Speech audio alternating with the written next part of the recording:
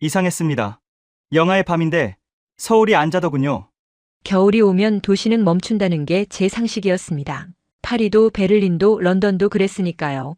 그런데 서울에 도착한 첫날 밤 자정이 가까운 시각에도 거리는 밝았고 사람들은 집에 들어갈 생각이 없어 보였습니다. 처음엔 낭비라 생각했습니다. 위험해 보이기도 했고요. 하지만 이틀 사흘이 지나면서 깨달았습니다. 이건 무모함이 아니라 제가 처음 보는 도시 운영 방식이라는 걸요. 왜 이 도시는 겨울에 멈추지 않는지 그 이유를 지금부터 말씀드리겠습니다. 구독과 좋아요는 아주 큰 힘이 됩니다. 지금 어디에서 듣고 계신지 댓글로 알려주세요. 그럼 지금 사연 시작하겠습니다. 저는 루이입니다. 프랑스에서 공공 시스템 다큐멘터리를 만들고 있어요. 주로 도시가 어떻게 멈추고 어떻게 다시 움직이는지를 다루죠. 특히 겨울철이 되면 모든 게 정직해집니다. 추위 앞에서 도시는 변명할 수 없거든요. 전기료 안전 문제, 사고 위험, 예산 제약. 결국 밤이 오면 문을 닫는 게 유럽 도시들의 합리적 선택이었어요. 저는 지난 5년간 파리, 베를린, 암스테르담, 런던의 겨울을 카메라에 담았습니다. 그 도시들은 겨울이 오면 조용해졌어요. 오후 6시만 되면 상점들이 하나둘 불을 끄고 8시쯤이면 거리는 텅 비었죠. 사람들은 집으로 돌아가는 게 당연했고 그게 안전이었습니다. 겨울은 견디는 계절이지 즐기는 계절이 아니었거든요. 그래서 서울행 비행기에 몸을 싣고 좌석에 앉았을 때 저는 속으로 이미 결론을 내렸습니다. 여긴 겨울이 우리보다 약하니까 버티는 척할 수 있는 거겠지. 영하 10도가 넘는 밤이 와도 결국 사람들은 실내로 숨어들 거라 확신했어요. 이번 취재도 똑같은 패턴을 확인하는 작업일 거라 생각했죠. 하지만 첫날 밤 인천공항에서 도심으로 들어오는 길부터 예상과 달랐습니다. 밤인데 불이 많았어요. 간판이 살아있고 건물 창문마다 환한 빛이 새어나왔죠. 무엇보다 사람이 많았습니다. 차가운 기온은 제 얼굴을 날카롭게 때렸지만 도시의 속도는 전혀 느려지지 않았어요. 사람들은 서두르지도 움츠러들지도 않았습니다. 그저 평범한 밤을 걷고 있을 뿐이었어요. 저는 그 불빛들이 불편했어요. 낭비처럼 보였거든요. 겨울밤의 밝음은 대개 높은 비용과 안전 위험을 동반하니까요. 제가 지금까지 카메라에 담아온 유럽 도시들은 겨울이 오면 정지를 선택했습니다. 그런데 서울은 정지를 거부하는 것처럼 보였어요. 택시 기사분께 물었습니다. 여기는 밤에도 다들 밖에 있나요? 네, 원래 그렇죠. 기사님은 당연하다는 듯 대답했어요. 택시 창밖으로 흘러가는 거리를 보면서 저는 생각했습니다. 이 도시는 왜 이렇게까지 켜져 있는 거지? 제 머릿속엔 이미 가설들이 떠오르기 시작했어요. 전기료가 싼가? 기후가 덜 혹독한가? 아니면 단순히 문화적 차이인가? 호텔에 도착해서 저는 노트북을 펼치고 메모장에 한 줄을 적었습니다. 밤 12시에도 도시가 닫히지 않는다. 이유를 찾아야 한다. 그때는 몰랐죠. 이 문장이 나중에 제 세계관을 완전히 뒤집어버릴 복선이 될 줄은요. 샤워를 하고 침대에 누웠지만 잠이 오지 않았습니다. 창밖의 불빛이 자꾸만 신경 쓰였거든요. 저는 일어나 커튼을 젖히고 밖을 내려다봤어요. 자정이 넘은 시각인데도 여전히 사람들이 걷고 있었습니다. 편의점 간판이 밝게 빛나고 늦은 저녁을 먹으러 가는 듯한 무리도 보였죠.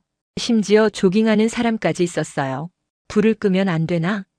저는 혼잣말을 중얼거렸어요. 유럽의 관점에서 보면 이건 과잉이었습니다. 에너지 낭비고 불필요한 위험 노출이에요. 밤에는 집으로 돌아가야 안전하다는 게 우리의 상식이었거든요. 하지만 서울은 그 상식을 따르지 않는 것처럼 보였어요.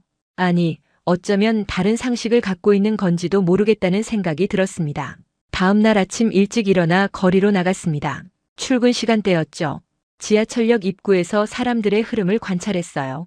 급하지만 질서가 있었고 추운데도 누구 하나 불평하는 얼굴이 보이지 않았습니다. 익숙한 표정들이었어요. 오늘도 이렇게 시작되는구나 하는 얼굴이었죠. 저는 카메라를 들지 않았습니다. 아직 뭘 찍어야 할지 몰랐거든요. 다만 제 안에서 질문 하나가 점점 커지고 있었어요. 이건 단순히 왜 불이 많은가가 아니었어요. 왜 사람들은 겨울밤을 두려워하지 않는가였습니다. 커피 한 잔을 들고 벤치에 앉았어요.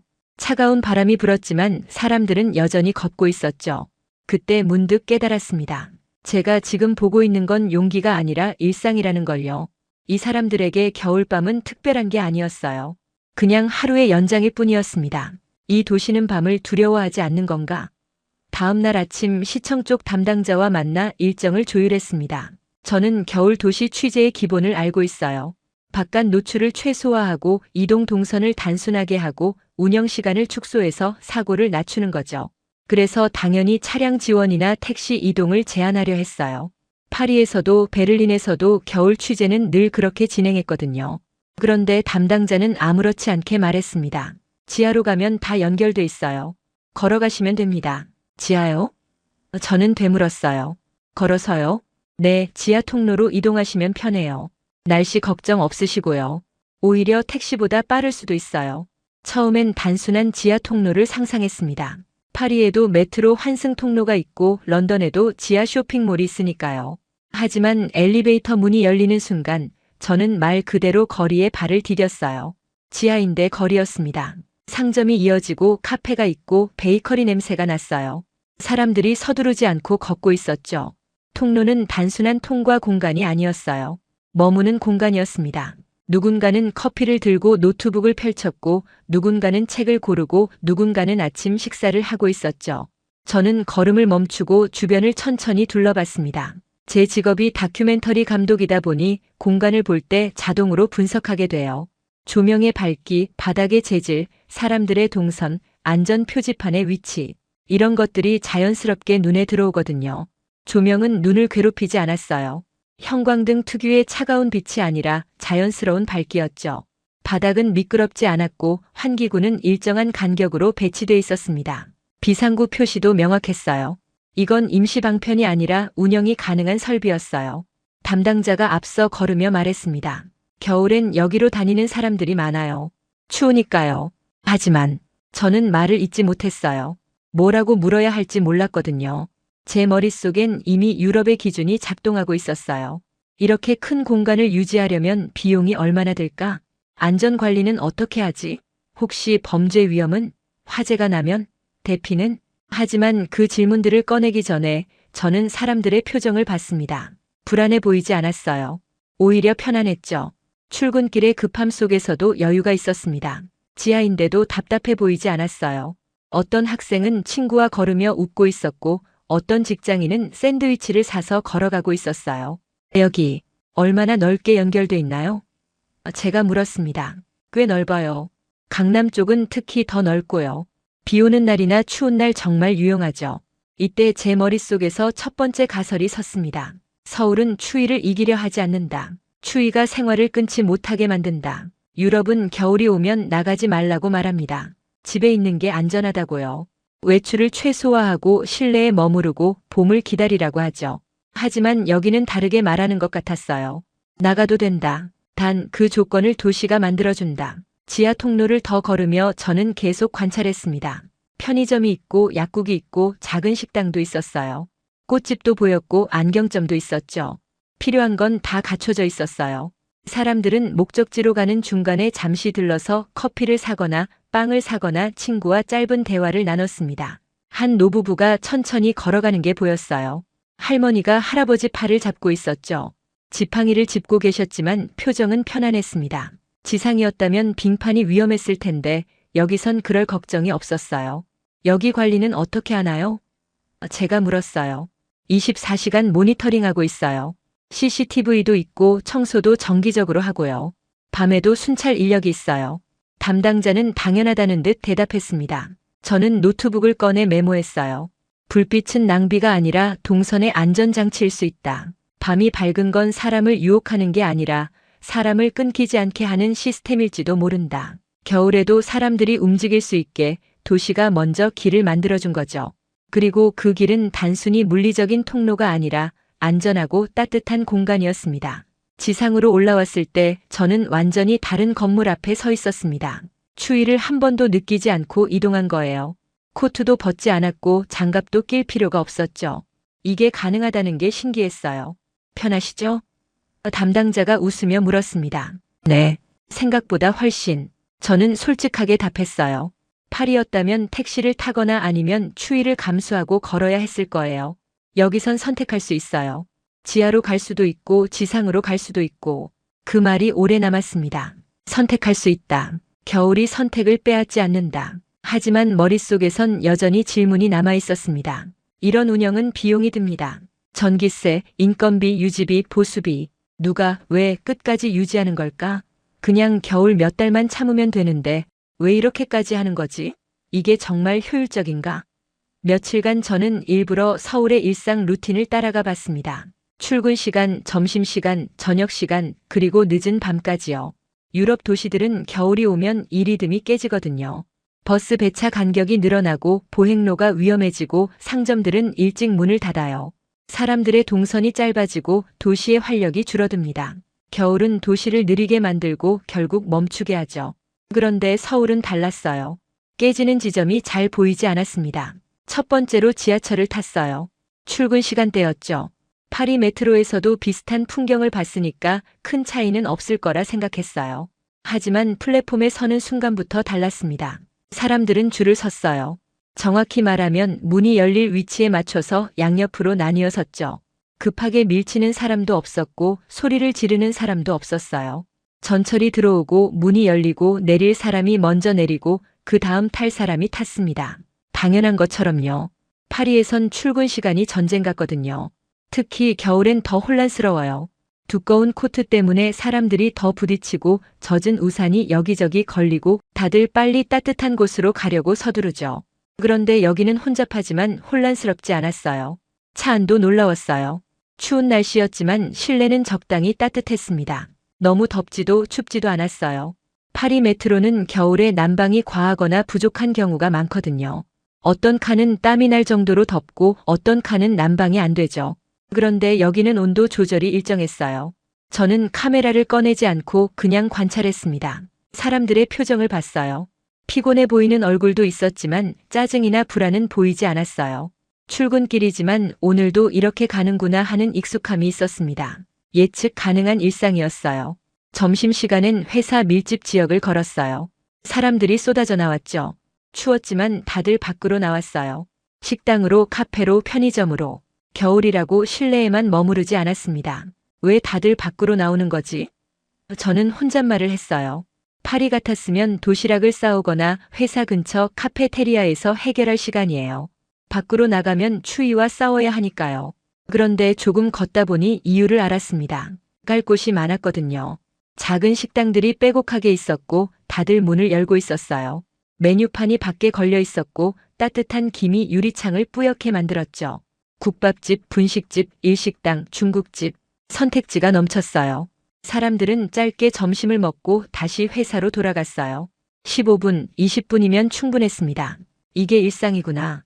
겨울에도 끊기지 않는 일상. 저는 그중 한 작은 국밥집에 들어가 봤어요. 따뜻한 공기가 얼굴을 감쌌고 고춧가루 향이 났죠. 카운터에 앉아 뜨거운 국물을 마시는 사람들의 표정은 편안했어요. 이들에게 이 점심은 특별한 게 아니었습니다. 그냥 매일의 점심이었어요. 저녁엔 주택가를 걸었습니다. 해가 지고 기온이 더 떨어졌어요. 영하 5도쯤 됐을 거예요. 유럽 같았으면 거리가 조용해질 시간이었죠. 하지만 여기선 사람들이 여전히 움직이고 있었어요. 편의점 앞에서 멈춰 섰습니다. 불이 환하게 켜져 있었고 사람들이 들락날락했어요. 학생들이 과자를 사고 직장인이 도시락을 데우고 어떤 사람은 그냥 따뜻한 음료 하나 들고 나왔죠. 저는 안으로 들어가 봤어요. 형광등 아래 정갈하게 정리된 상품들, 따뜻한 음식 코너, 커피 기계. 간단하지만 필요한 건 다 있었어요. 겨울밤의 작은 피난처가 아니라 생활의 부속품이었습니다. 계산대 근처에서 저는 다시 메모했어요. 겨울에도 서비스가 끊기지 않는다. 끊기지 않으니 사람도 끊기지 않는다. 유럽에서 겨울은 단절의 계절이에요. 사람과 사람 사이, 사람과 도시 사이의 연결이 약해지죠. 집에 머물고 외출을 줄이고 봄을 기다려요. 사회적 활동도 줄어들고 약속도 미뤄지죠. 하지만 서울은 연결을 유지했어요. 추워도 갈 곳이 있고 늦어도 열린 곳이 있고 필요하면 구할 수 있는 게 있었습니다. 밤 10시쯤 저는 한 작은 식당 앞을 지나가다 멈춰 섰어요. 안에서 가족들이 저녁을 먹고 있었거든요. 아이들과 부모님. 아이 하나는 라면을 먹고 다른 하나는 김밥을 먹고 있었어요. 평범한 풍경이었지만 유럽이었다면 드문 장면이었어요. 이 시간에 이 추위에 밖에서 식사를 하다니요. 저는 그들을 보며 생각했습니다. 겨울이 생활을 막지 않는다. 도시가 그걸 허락하니까. 버스 정류장을 지나칠 때도 사람들이 기다리고 있었어요. 배차 시간을 확인하는 전광판이 있었고 3분 후 도착이라고 표시돼 있었죠. 정확했어요. 3분 후에 정말 버스가 왔어요. 사람들은 그 정확성을 믿고 있었습니다. 그때 제 질문의 방향이 바뀌었어요. 왜 이렇게까지 하냐가 아니라 이렇게까지 해야 무엇을 지키는가로요. 정답은 점점 선명해졌습니다. 이 도시는 따뜻함을 파는 게 아니에요. 연속성을 팔고 있었어요. 계절이 바뀌어도 기온이 떨어져도 사람들의 하루는 이어진다는 약속. 그 약속이 사람들을 밖으로 나오게 하는 힘이 되는 거죠. 하지만 아직 마지막 조각이 남아 있었어요. 연속성만으로는 설명되지 않는 사람들의 태도. 추위를 두려워하지 않는 그 태도는 어디서 오는 걸까? 신뢰, 습관, 아니면 다른 무언가? 일주일쯤 지났을 때 저는 회의 자리에서 일부러 도발적인 질문을 던졌습니다. 시청 관계자 몇 명과 도시 운영에 관해 이야기하는 자리였어요. 이런 운영, 비용이 너무 크지 않나요? 제가 물었어요. 안전 리스크는요? 밤이 밝으면 문제도 늘어나잖아요. 범죄율은 어떻게 관리하시나요? 이건 기자의 질문이기도 했지만 제 안에 유럽이 던지는 반격이었어요. 겨울엔 닫아야 한다는 규칙. 그 규칙은 수십 년간의 데이터와 경험으로 무장돼 있거든요. 파리 시청에서도 베를린 시청에서도 똑같이 말합니다. 겨울밤 운영은 비효율적이고 위험하다. 담당자는 웃지도 방어적이 되지도 않았습니다. 대신 아주 담담하게 말했어요. 닫으면 더 위험해져요. 그 말이 이상하게 오래 남았습니다. 닫으면 더 위험하다. 어떤 의미죠? 제가 다시 물었어요. 사람들이 갈 곳이 없어지면 이동이 불규칙해져요. 예측할 수 없게 되죠. 그럼 관리가 더 어려워집니다. 저는 잠시 말을 멈췄어요. 유럽에서 닫는 이유는 안전인데 여기서는 닫는 게 안전을 깨트린다고 말하고 있었거든요. 구체적으로 설명해 주실 수 있나요? 담당자는 노트북을 열어 자료를 보여줬습니다. 겨울에 대중교통을 줄이거나 상점 운영 시간을 단축하면 사람들은 택시나 자가용에 의존하게 돼요. 그러면 교통사고가 늘어나죠. 특히 술을 마신 후에 대안이 없으면 음주운전이 증가합니다. 또 다른 담당자가 덧붙였어요. 그리고 어두운 골목이 많아지면 범죄 우려 지역이 늘어나요. 반대로 사람들이 다니는 길이 밝고 열려 있으면 자연스럽게 감시가 이뤄지죠. 저는 그 이야기를 들으며 제가 취재했던 도시들을 떠올렸습니다. 겨울밤의 텅 빈 거리, 어두운 골목, 움츠러든 사람들. 그게 정말 안전한 걸까요? 아니면 단지 문제를 보이지 않게 만든 것뿐일까요? 그럼 비용은요? 제가 물었어요. 24시간 운영, 난방, 조명, 인력. 이게 다 예산이잖아요. 맞아요. 비용은 듭니다. 담당자는 인정했어요. 하지만 닫았을 때 발생하는 사회적 비용도 계산해야 해요. 교통사고, 의료비, 생산성 저하. 그리고 무엇보다 시민들의 삶의 질이 떨어지면 그게 결국 도시 전체의 손실이 되거든요. 저는 그 순간 깨달았습니다. 이건 단순히 비용 대비 효과의 문제가 아니었어요. 도시가 시민에게 무엇을 약속하느냐의 문제였죠. 유럽 도시들은 안전하게 집에 머물러라고 약속해요. 서울은 안전하게 나와도 된다고 약속합니다. 두 약속 모두 시민을 보호하려는 의도는 같지만 방법이 완전히 달랐어요. 회의가 끝나고 저는 혼자 거리를 걸었습니다. 저녁 7시쯤이었고 어두워지기 시작했어요. 하지만 거리는 여전히 밝았고 사람들은 걷고 있었죠. 첫날 밤 호텔에서 적었던 그 문장이 다시 떠올랐어요. 밤 12시에도 도시가 닫히지 않는다. 그때는 의심으로 적었던 문장이 이제는 다르게 읽혔습니다. 이 도시는 밝아서 위험한 게 아니라 밝게 운영해서 위험을 관리하는 거였어요. 불빛은 낭비가 아니라 시스템의 일부였죠. 사람들의 동선을 예측 가능하게 만들고 고립을 막고 연결을 유지하는 방식. 저는 현장에서 이걸 확인하고 싶었습니다. 이론이 아니라 실제로요. 사람이 겨울밤에 갈 곳이 없어지면 어떤 일이 생기는지, 반대로 갈 곳이 있으면 어떻게 달라지는지. 그래서 저는 다음 며칠간 의도적으로 늦은 시간에 돌아다니기 시작했어요. 밤 10시, 11시 자정. 유럽 도시였다면 위험하다고 여겨질 시간대였죠. 첫날 밤 저는 지하철 막차를 탔습니다. 밤 12시가 넘은 시각이었어요. 파리 메트로의 막차는 늘 긴장감이 흐르거든요. 술 취한 사람들, 불안한 분위기, 빨리 집에 가고 싶은 마음. 하지만 서울 지하철의 막차는 달랐어요. 피곤해 보이는 사람들이 대부분이었지만 불안해 보이진 않았어요. 몇몇은 졸고 있었고 몇몇은 휴대폰을 보고 있었죠. 안전하다는 느낌이 있었습니다. 역에서 내려 밖으로 나왔을 때도 놀라웠어요. 자정이 넘었는데 편의점이 열려 있었고 치킨집에서 배달 오토바이가 출발하고 있었거든요. 택시도 지나가고 버스 정류장에도 불이 켜져 있었어요. 안전과 규제와 비용을 이유로 야간 운영은 불가능하다고 믿었던 제 생각이 조금씩 흔들렸습니다. 하지만 아직 완전히 납득한 건 아니었어요. 머리로는 이해가 가도 몸으로 느끼기엔 부족했죠. 그날 밤 눈발이 흩날리기 시작했습니다. 저는 카메라를 들고 밖으로 나갔어요. 유럽의 기준이라면 여기서부터 시스템이 멈추기 시작하는 지점이거든요. 배달은 중단되고 상점은 문을 닫고 사람들은 내일로 미루죠. 눈이 오면 도시는 방어 태세로 들어갑니다. 그런데 서울은 미루지 않았어요. 호텔 로비를 나서자 찬 공기가 얼굴을 때렸습니다. 눈은 아직 많이 쌓이진 않았지만 계속 내리고 있었어요. 거리는 조금 조용해졌지만 멈추진 않았습니다. 사람들은 여전히 걷고 있었고 불빛은 여전히 켜져 있었어요. 골목을 돌자 오토바이 소리가 들렸습니다.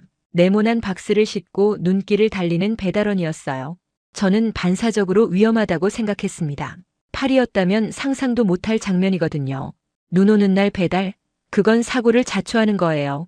하지만 조금 더 지켜보니 다르게 보였어요. 그 위험은 무모함이 아니라 관리되는 위험처럼 느껴졌습니다.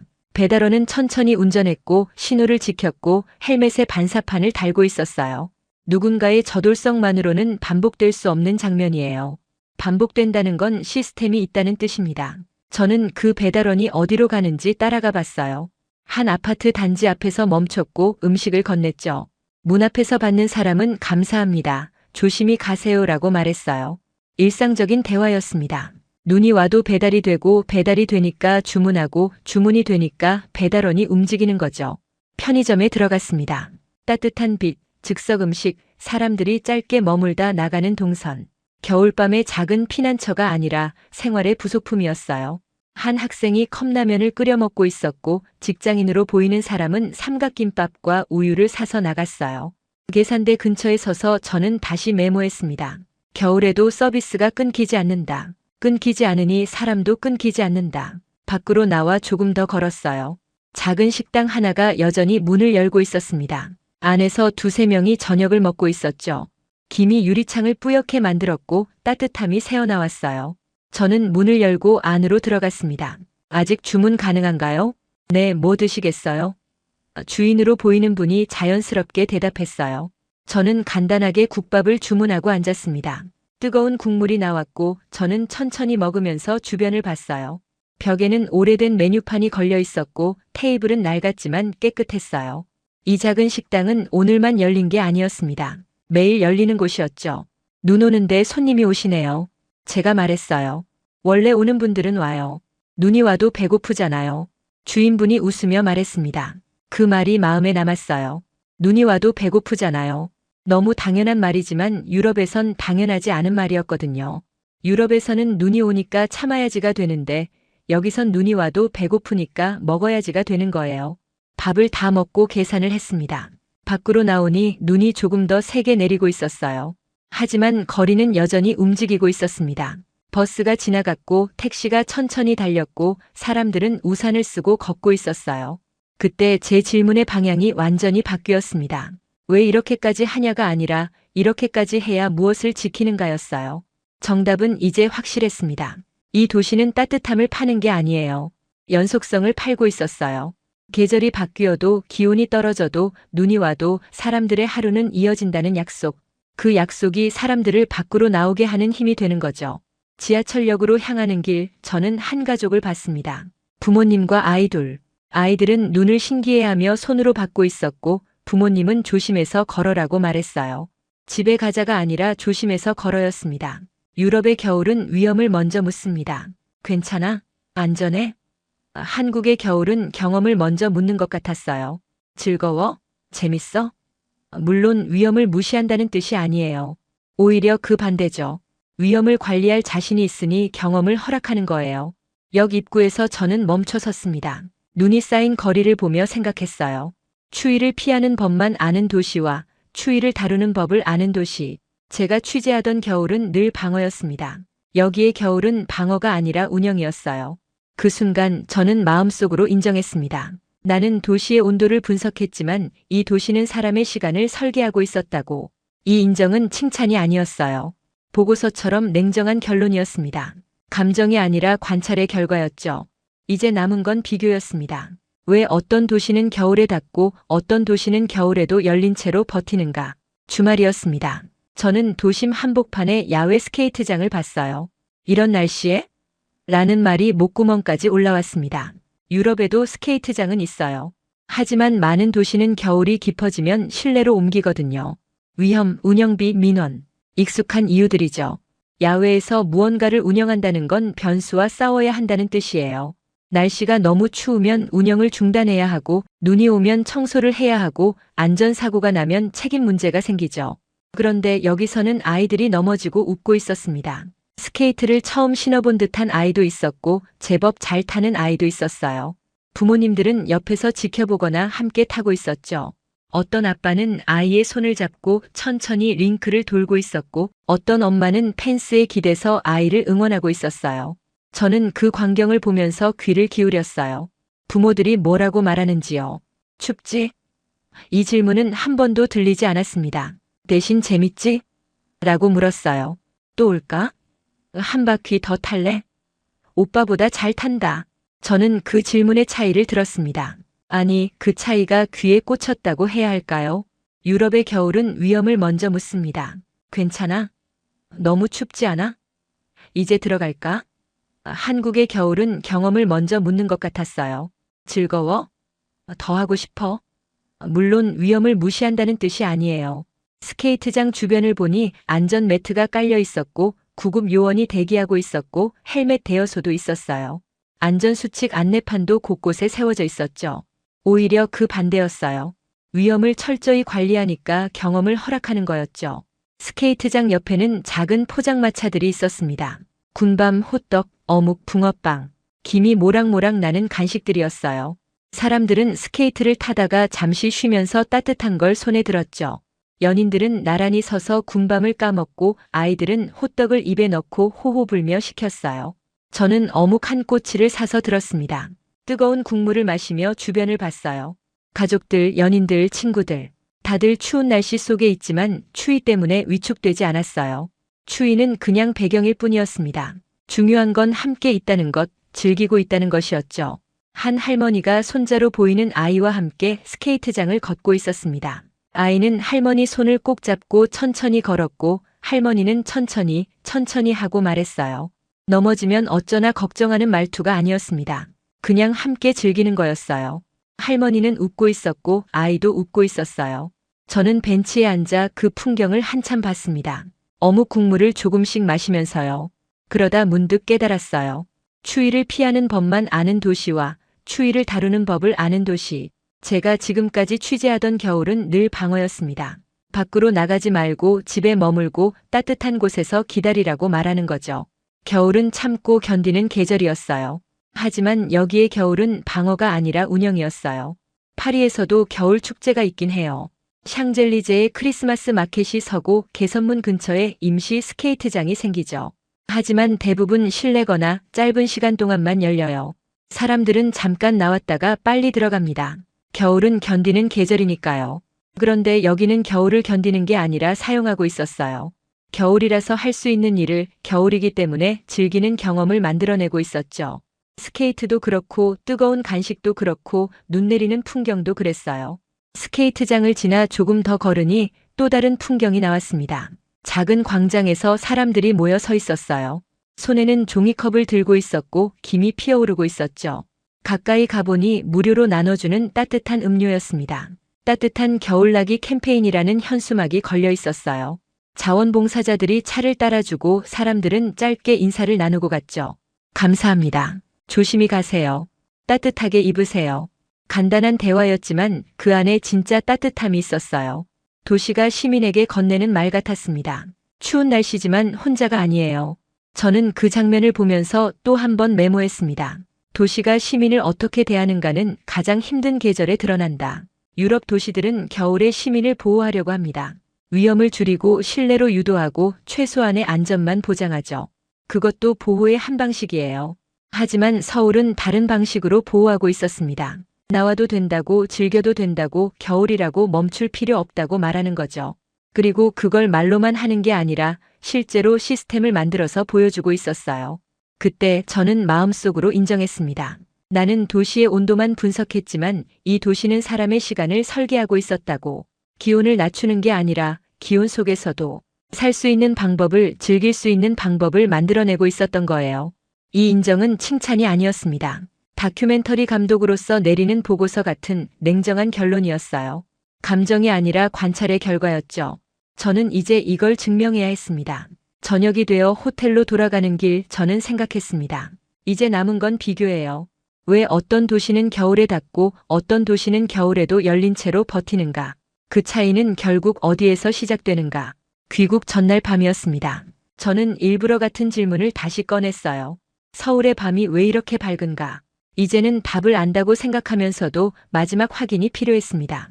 지난 2주간의 관찰을 하나의 문장으로 정리해야 했거든요. 다큐멘터리 감독에게 결론은 감정이 아니라 구조여야 하니까요. 호텔방에서 노트북을 펼쳤습니다. 제가 적어온 메모들을 다시 읽었어요. 밤 12시에도 도시가 닫히지 않는다. 지하로 가면 연결돼 있다. 겨울에도 서비스가 끊기지 않는다. 닫으면 더 위험해진다. 각각의 문장들이 이제는 하나의 이야기로 연결됐습니다. 유럽의 도시들은 겨울에 문을 닫는 방식으로 시민을 보호해요. 위험을 줄이고 실내로 유도하고 봄을 기다리라고 말하죠. 그 결과 사람들은 고립되고 이동은 줄고 도시의 생명은 얇아집니다. 겨울은 견디는 계절이 되는 거예요. 반면 서울은 문을 열어두는 방식으로 시민을 보호합니다. 열려 있으니 사람은 움직이고 움직이니 상점은 버티고 버티니 서비스가 유지되고 서비스가 유지되니 다시 사람들이 안심합니다. 이건 감정이 아니라 구조예요. 선순환의 구조죠. 저는 창밖을 봤습니다. 여전히 불빛이 많았어요. 간판, 거리등, 건물 창문. 2주 전에 봤던 그 불빛이었지만 이제는 다르게 보였어요. 그리고 저는 첫날 밤 남겼던 그 문장을 다시 떠올렸습니다. 밤 12시에도 닫히지 않는 이유를 찾아야 한다. 이제 답을 찾았어요. 그 불빛은 낭비가 아니었습니다. 겨울밤의 불빛은 너 혼자가 아니다라는 신호였어요. 도시가 시민에게 주는 신뢰의 표시죠. 밤에도 추워도 눈이 와도 이 도시는 당신을 위해 움직이고 있다는 약속. 그래서 사람들은 겁먹지 않고 밖으로 나옵니다. 도시가 자신을 지켜줄 거라는 믿음이 있으니까요. 그리고 사람들이 나오니까 도시는 더 안전해지고 안전해지니까 더 많은 사람이 나오고 그 순환이 계속 이어지는 거예요. 유럽에서는 위험하니까 닫는다였다면 여기서는 닫으면 위험해지니까 연다였습니다. 저는 노트북에 타이핑을 시작했어요. 다음 다큐멘터리의 초안이었죠. 겨울밤 도시 운영 모델 비교 유럽과 서울. 제목부터 달라졌습니다. 처음 계획했던 겨울 도시의 에너지 낭비가 아니라 겨울 도시의 운영 전략이 된 거예요. 내용도 바뀌었어요. 비판이 아니라 비교였죠. 지하보행 네트워크가 어떻게 겨울철 이동의 안전성을 높이는가? 24시간 대중교통과 편의점이 시민의 고립을 어떻게 줄이는가? 야간 조명이 범죄를 키우는가 아니면 예측 가능한 동선을 만들어 줄이는가? 저는 찬양이 아니라 검증으로 이 도시를 기록할 거예요. 그게 제가 할 수 있는 진짜 존경이니까요. 감정적 찬사가 아니라 냉정한 분석으로요. 파리로 돌아가면 저는 같은 질문을 우리 도시에 던질 겁니다. 겨울에 닫는 것이 정말 안전인가? 혹시 우리는 시민을 보호한다는 명목으로 시민의 시간을 잘라내고 있는 건 아닌가? 고립을 만들어내고 있는 건 아닌가? 물론 서울의 방식이 모든 도시에 맞는 건 아닐 거예요. 기후도 다르고 인구 밀도도 다르고 도시 구조도 다르니까요. 하지만 질문은 던질 수 있죠. 우리는 겨울을 어떻게 대하고 있는가? 견디는 계절로만 보고 있는 건 아닌가? 노트북을 닫고 침대에 누웠습니다. 내일이면 공항으로 가야 했어요. 하지만 잠이 오지 않았습니다. 머릿속에서 지난 2주간의 장면들이 계속 지나갔거든요. 지하 통로를 걷던 사람들, 눈 오는 밤의 배달원, 자정 너머 열린 편의점, 스케이트장의 아이들, 포장마차 앞의 가족들. 그 모든 장면 속에 하나의 공통점이 있었어요. 사람들은 겨울을 두려워하지 않았습니다. 불편함은 있었지만 두려움은 없었어요. 그 차이가 모든 걸 만들어냈던 거죠. 다음 날 아침 공항으로 가는 택시 안에서 저는 마지막 문장을 메모했습니다. 겨울은 도시를 멈추게 하는 계절이 아니다. 멈추게 만드는 건 우리가 만든 규칙이다. 그리고 이제 저는 그 규칙을 바꾸는 질문을 들고 돌아갑니다. 당신의 도시는 겨울에 무엇을 지키기 위해 닫히는가? 아니면 무엇을 지키기 위해 열려 있는가? 비행기가 이륙하기 전 마지막으로 서울의 불빛이 창밖에 남았습니다. 아직 아침이었지만 어제 밤의 기억이 선명했어요. 저는 조용히 중얼거렸습니다. 고맙습니다, 서울. 내 세계를 넓혀줘서. 공항으로 가는 길, 저는 서울을 따뜻한 도시라고 부르지 않기로 했습니다. 그 말은 너무 쉽고 너무 관광 안내서 같았어요. 감정적이고 피상적이었죠. 대신 이렇게 부르기로 했습니다.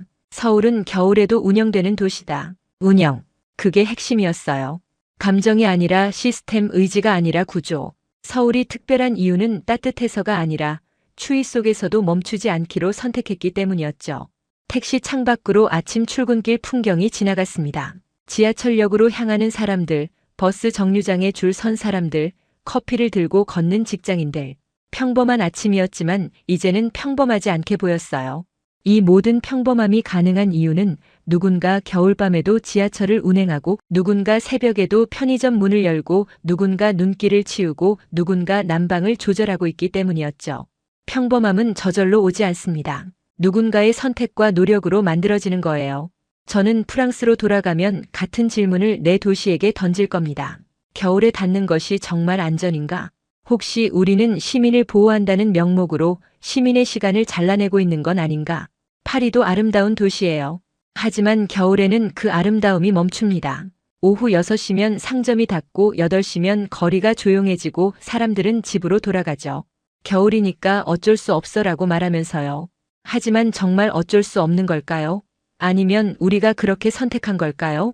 공항에 도착해서 체크인을 했습니다.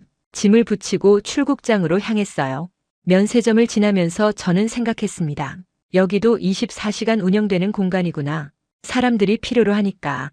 탑승 게이트 근처 카페에서 마지막 커피를 주문했습니다. 창밖으로 비행기들이 보였어요. 어떤 건 이륙하고 어떤 건 착륙하고 어떤 건 대기하고 있었죠. 멈추지 않는 움직임. 그래서 저는 다음 프로젝트의 계획서를 이미 적었습니다. 겨울밤 도시 운영 모델 비교 연구, 지하보행 네트워크, 교통과 생활의 연결, 24시간 기반 서비스가 시민의 고립을 어떻게 줄이는지, 그리고 무엇보다 밝음이 범죄를 키우는지 아니면 예측 가능한 흐름을 만들어 오히려 안전을 높이는지. 저는 찬양이 아니라 검증으로 이 도시를 기록할 거예요. 그게 제가 할 수 있는 진짜 존경입니다. 감정적인 찬사는 쉽게 잊히지만 냉정한 데이터는 오래 남으니까요. 탑승 안내 방송이 나왔습니다. 저는 커피를 다 마시고 일어났어요. 게이트로 걸어가면서 마지막으로 한국어 안내 방송을 들었습니다. 알아듣지 못했지만 그 소리가 정겹게 느껴졌어요. 비행기에 탑승했습니다. 창가 자리에 앉아 안전벨트를 맸어요. 비행기가 천천히 움직이기 시작했고 활주로로 향했죠. 이륙하기 전 마지막으로 서울의 풍경이 창밖에 펼쳐졌습니다. 건물들, 도로들, 그리고 사람들. 낮이었지만 어젯밤의 불빛이 기억 속에 남아 있었어요. 저는 조용히 중얼거렸습니다. 겨울은 도시를 멈추게 하는 계절이 아니다. 멈추게 만드는 건 우리가 만든 규칙이다. 비행기가 이륙했습니다. 서울이 점점 작아지고 구름 사이로 사라졌어요. 하지만 제 노트북 안에는 2주간의 기록이 남아 있었죠. 사진, 영상, 메모 그리고 질문들. 이 질문들을 들고 저는 파리로 돌아갑니다. 당신의 도시는 겨울에 무엇을 지키기 위해 닫히는가? 시민의 안전? 아니면 관리의 편의? 당신의 도시는 겨울에 무엇을 지키기 위해 열려 있는가? 시민의 시간? 아니면 도시의 생명? 이 질문에 대한 답은 각 도시가 스스로 찾아야 할 거예요. 서울의 답을 그대로 가져올 순 없으니까요. 기후도 다르고 문화도 다르고 역사도 다르죠. 하지만 질문만큼은 보편적입니다.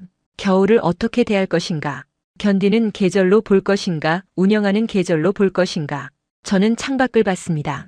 구름 위로 태양이 빛나고 있었어요. 아래는 보이지 않았지만 어딘가에서 도시들이 움직이고 있을 거예요. 어떤 도시는 멈추고 어떤 도시는 계속 돌아가면서요. 노트북을 열어 마지막 문장을 적었습니다. 나는 서울에서 겨울의 새로운 가능성을 봤다. 추위는 극복할 대상이 아니라 함께 살아갈 조건이었다. 그리고 그 조건 속에서 도시는 선택할 수 있다. 멈출 것인가, 움직일 것인가, 닫을 것인가, 열 것인가. 서울은 후자를 선택했다. 그리고 그 선택이 사람들에게 겨울밤의 자유를 돌려줬다. 파일을 저장했습니다. 제목은 서울 이 겨울 2026이었어요. 그리고 저는 눈을 감았습니다. 긴 비행이 기다리고 있었지만 마음은 편안했어요. 좋은 질문을 찾았으니까요. 프랑스에 도착하면 제일 먼저 할 일은 시청에 연락하는 거예요. 겨울 도시 운영에 대해 인터뷰하고 싶습니다라고 말할 겁니다. 그리고 같은 질문을 던질 거예요. 왜 우리는 겨울에 닿는가? 정말 그게 최선인가? 다른 방법은 없는가? 답을 찾을 수 있을지는 모르겠어요. 하지만 질문을 던지는 것만으로도 의미가 있습니다. 당연하다고 여겼던 것에 의문을 품는 것, 그게 변화의 시작이니까요. 비행기가 순항 고도에 도달했습니다. 안전벨트 표시등이 꺼졌어요. 승무원이 음료를 나눠주기 시작했죠. 저는 커피를 받아들고 창밖을 다시 봤습니다. 끝없는 하늘이었어요. 그 하늘 아래 어딘가에 지금도 움직이고 있는 도시가 있을 거예요. 겨울에도 멈추지 않는 도시, 사람들에게 나와도 된다고 말하는 도시. 서울 고마웠습니다. 당신은 제게 새로운 눈을 줬어요. 겨울을 보는 눈, 도시를 보는 눈, 그리고 가능성을 보는 눈을요. 영상 재밌게 보셨다면 구독과 좋아요 부탁드립니다. 그리고 한국을 응원하신다면 댓글로 대한민국 만세를 남겨주세요. 감사합니다.